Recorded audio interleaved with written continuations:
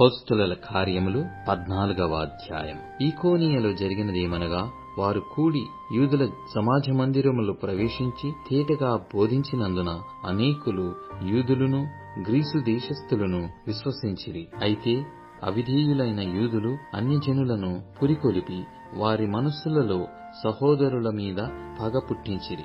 కాబట్టి వారు ప్రభువును ఆనుకొని ధైర్యముగా మాటలాడుచు అక్కడ బహుకాలము గడిపిరి. ప్రభువు వారి చేత సూచక క్రియలను అద్భుతములను చేయించి తన కృపావాక్యమునకు సాక్ష్యమిప్పించుచుండెను.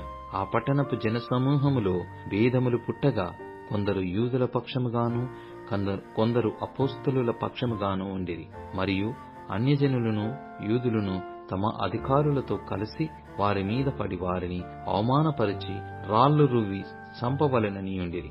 వారా సంగతి తెలుసుకుని లుకయనియలోని పట్టణములకు లుస్త్రకును దెర్బేకును చుట్టుపట్లనున్న ప్రదేశములకును పారిపోయి అక్కడ సువార్త ప్రకటించుచుండిరి.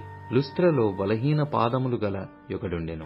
అతడు పుట్టినది మొదలుకొని కుంటివాడై ఎన్నడూనూ నడవలేక కూర్చుండియుండువాడు. అతడు పౌలు మాటలాడుట వినెను. పౌలు అతని వైపు తేరిచూచి స్వస్థత పొందుటకు అతనికి విశ్వాసముండెనని గ్రహించి, నీ పాదములు మోపి సరిగా నిలువుమని బిగ్గరగా చెప్పినప్పుడు అతడు గంతులు వేసి నడవసాగాను. జనసమూహములు పౌలు చేసిన దాని చూచి లుకయోనియ భాషలో, దేవదూతలు మనుష్యరూపము తాల్చి మన యొద్దకు దిగి వచ్చియున్నారని కేకలు వేసి బర్నబాకు ద్యుపతి అనియు, పౌలు ముఖ్య ప్రసంగికునైనందున అతనికి హెర్మీ అనియు పేరు పెట్టిరి. పట్టణమునకు ఎదురుగా ఉన్న ద్యుపతి యొక్క పూజారి ఎడ్లను పూదండలను ద్వారముల యొద్దకు తీసుకుని వచ్చి సమూహముతో కలిసి బలి అర్పింపవలెనని ఉండెను. అపోస్తలులైన బర్నబాయు పౌలును ఈ సంగతి విని తమ వస్త్రములు చింపుకొని సమూహములోనికి చొరబడి,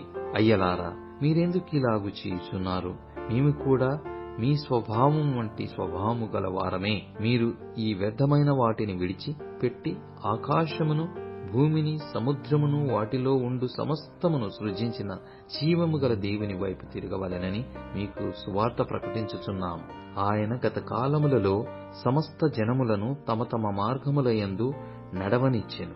అయినను ఆయన ఆకాశము నుండి మీకు వర్షమును ఫలవంతములైన ఋతువులను దయచేయుచు ఆహారముననుగ్రహించుచు ఉల్లాసముతో మీ హృదయములను నింపుచు మేలు చేయుట చేత తన్ను గూర్చి సాక్ష్యము లేకుండా చేయలేదని బిగ్గరగా చెప్పిరి. వారు ఇలాగు చెప్పి తమకు బలి అర్పింపకుండా సమూహములను ఆపుట బహు ప్రయాసమాయను.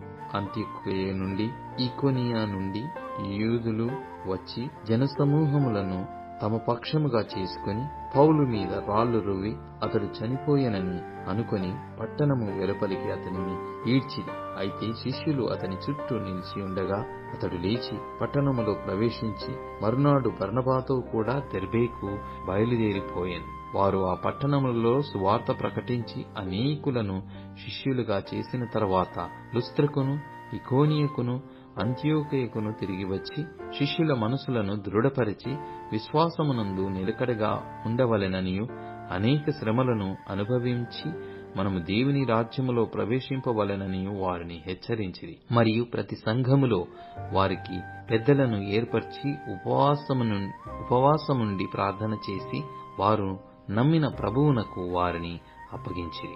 తరువాత పిసిదియా దేశమంతటా సంచరించి పుంఫిలియాకు వచ్చిరి. మరియు పెర్గేలో వాక్యము బోధించి అత్తాలియకు దిగి వెళ్ళిరి. అక్కడ నుండి ఓడ ఎక్కి తాము నెరవేర్చిన పని నిమిత్తము దేవుని కృపకు అప్పగింపబడిన వారై మొదట బయలుదేరిన అంత్యోకయకు తిరిగి వచ్చిరి. వారు వచ్చి సంఘమును సమకూర్చి దేవుడు తమకు తోడయుండి చేసిన కార్యములన్నీయు అన్యజనులు విశ్వసించుటకు ఆయన ద్వారము తెరచిన సంగతియు వివరించిరి. పిమ్మట వారు శిష్యుల యొద్ద బహుకాలము గడిపిరి.